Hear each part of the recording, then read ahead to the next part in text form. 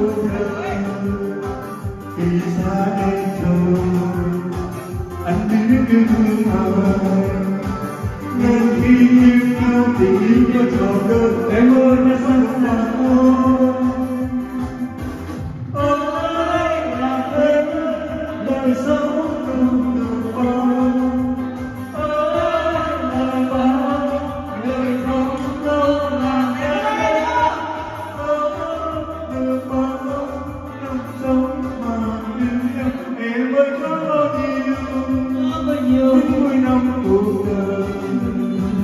Vì xa em rồi anh biết yêu thương ai, nên khi yêu nhau thì yêu cho trọn đời. Em ơi có sống ai, nên khi yêu nhau thì yêu cho trọn đời. Em ơi ta có được bao.